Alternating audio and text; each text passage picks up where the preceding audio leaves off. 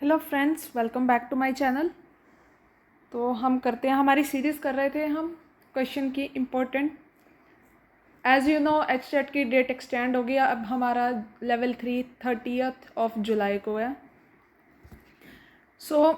अभी देखो 1 वीक के लिए मैं थी कहीं आउट ऑफ स्टेशन, तो इसलिए वीडियोज़ अपलोड नहीं हो पाई, बट आई ट्राई कि उसको कवर अप कर दूँगी मैं जल्दी। हम अब आगे इसमें जो क्वेश्चंस करवा रही हूँ, अब मैं कुछ थियोरेटिकल क्वेश्चंस भी ऐड करूँगी बीच में, या डायरेक्ट क्वेश्चंस।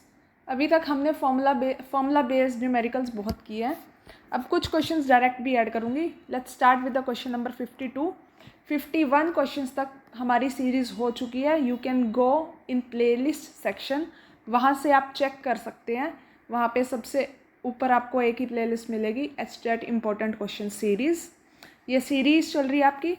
आप इसमें मैं एटलीस्ट टॉप 100 क्वेश्चंस करवाने वाली हूँ आपको, तो वो टॉप 100 क्वेश्चंस ज़रूर एचटेट में एक बार देख के जाने ही जाने हैं।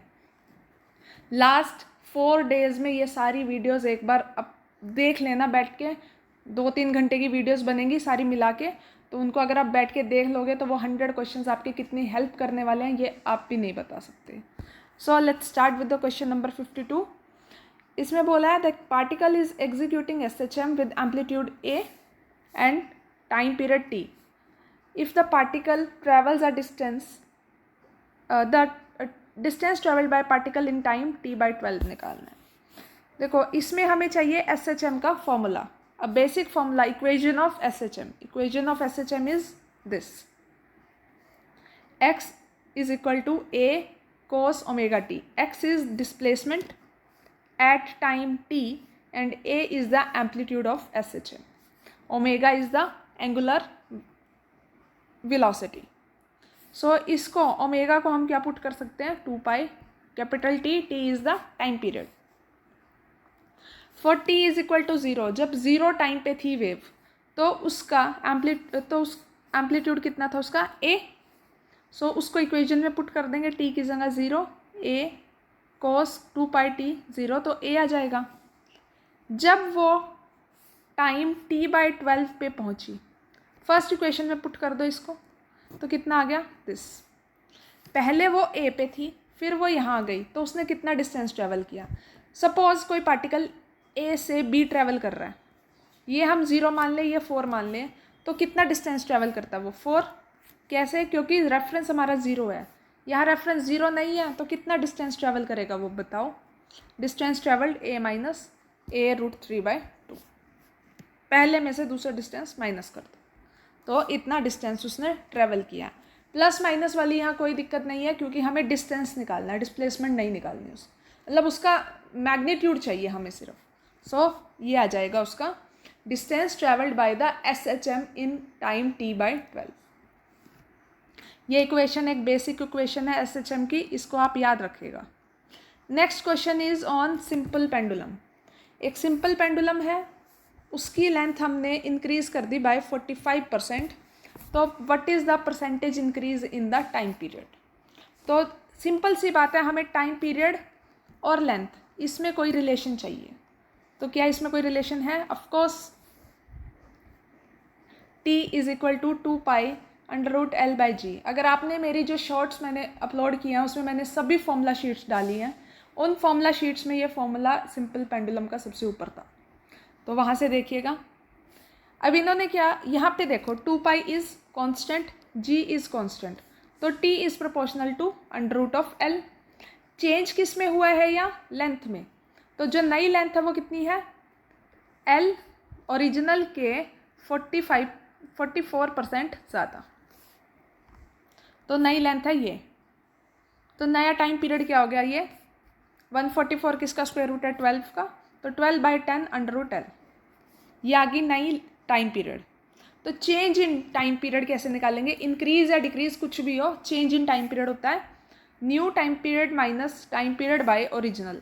किसी का भी चेंज निकालना हो, किसी भी क्वांटिटी का, फिजिकल क्वांटिटी को आपको चेंज निकालना है, तो उसका एक ही फॉर्मूला है, new minus original divided by original multiply 100। तो नया कितना है ये, पुराना कितना ये, और ये ओरिजिनल लगा के यहाँ पे जब सब्ट्रैक्ट करेंगे आ जाएगा 20%। यही हमारा आंसर। ठीक है, यहाँ पे देखो 44% करके मैंने सॉल्व कर दिया, लेकिन यहाँ 45 दिया हुआ था जस्ट इसलिए ताकि एक स्क्वायर बन जाए। कोई खास फ़र्क नहीं पड़ेगा आपका वो, अगर आप 45 लोगे कुछ थोड़ा सा डिफरेंस आएगा पॉइंट्स में, तो वो भी 20 के आसपास ही आएगा अगर आप 145 लेके करते हो। Next question number 54, the number of significant figure in this quantity. इस क्वांटिटी में कितनी सिग्निफिकेंट फिगर है, ये एक प्रीवियस ईयर क्वेश्चन है, प्लीज़ इसे नेग्लेक्ट मत कीजिएगा। तो इसमें कितनी सिग्निफिकेंट फिगर है, इसमें है 4, क्योंकि डेसिमल के बाद देखो जब कोई नंबर हम ऐसे लिखते हैं ना, इसमें कितनी सिग्निफिकेंट फिगर है 2, एक तो डेसिमल के बाद, और डेसिमल से पहले अगर 0 लग जाता है तो वो काउंट होता है। ठीक है, तो इस नंबर में कितनी सिग्निफिकेंट फिगर है, एक हो गई, सेकंड, थर्ड, फोर्थ। अगर डेसिमल के लास्ट में कितनी मर्जी 0 लगाते जाओ वो काउंट नहीं होंगे सिग्निफिकेंट फिगर्स में, इसलिए इसमें कितनी आ गई 4।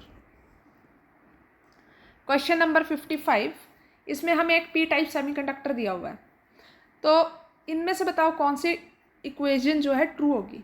पहली बात, अगर हमारा पी टाइप सेमीकंडक्टर है, याद करने का तरीका बताती हूँ, पी स्टैंड्स फॉर पॉजिटिव, और अगर एन टाइप है एन स्टैंड्स फॉर नेगेटिव।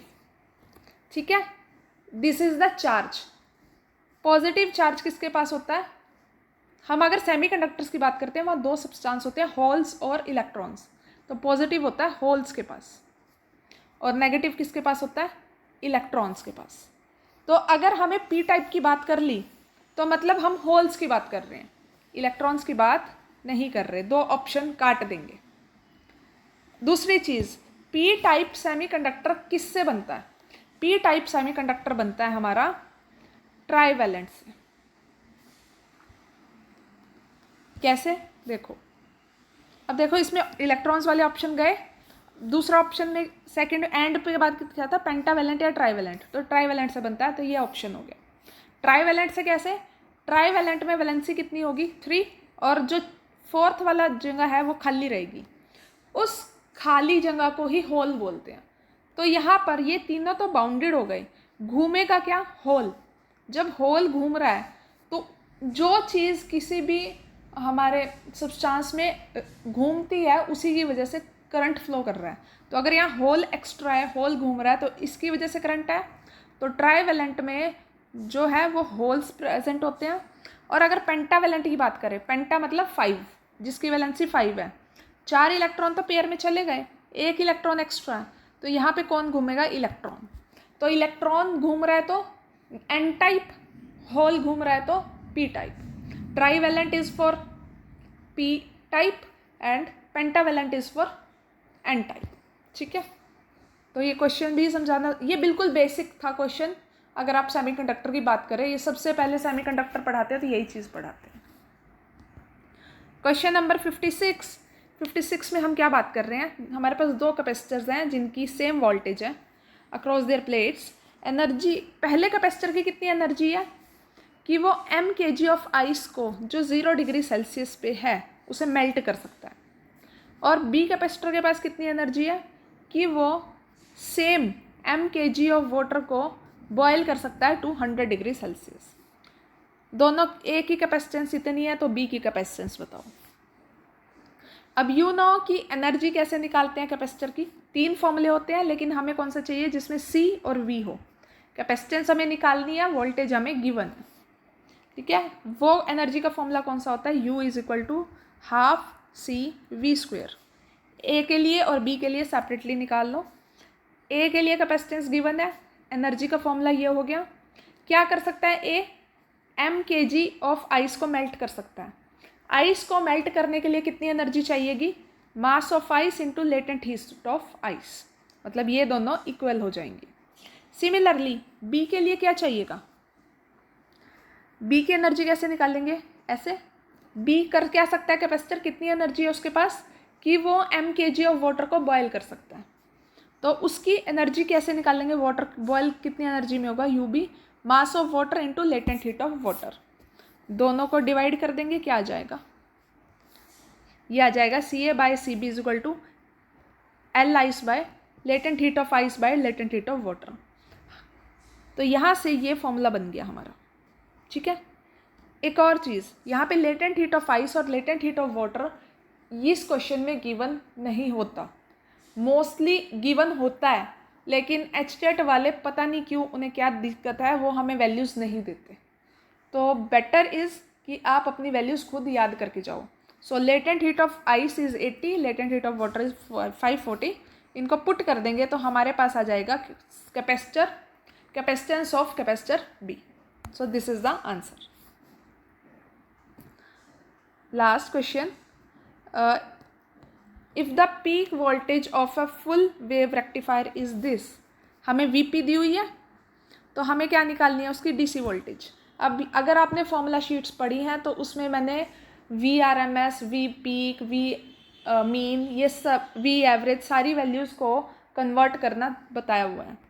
तो हम कैसे कन्वर्ट करेंगे, सिंपल फॉर्मूला लगाएंगे बस। वी डी सी निकालनी है, वी पीक को फॉर्मूला लगा देंगे 2 into V peak by pi. V peak दे रखा है 100, तो ये आ जाएगी हमारी ये वैल्यू, ठीक है। So thank you so much. अभी के लिए हम यही क्वेश्चंस करेंगे। आई विल ट्राई कि अब मैं रेगुलरली वीडियोस अपलोड करती रहूं, and please support my channel. आप अपने फ्रेंड्स के साथ शेयर कीजिए जो और भी एचटेट का एग्ज़ाम दे रहे हैं, और please like my video and follow my channel. Thank you.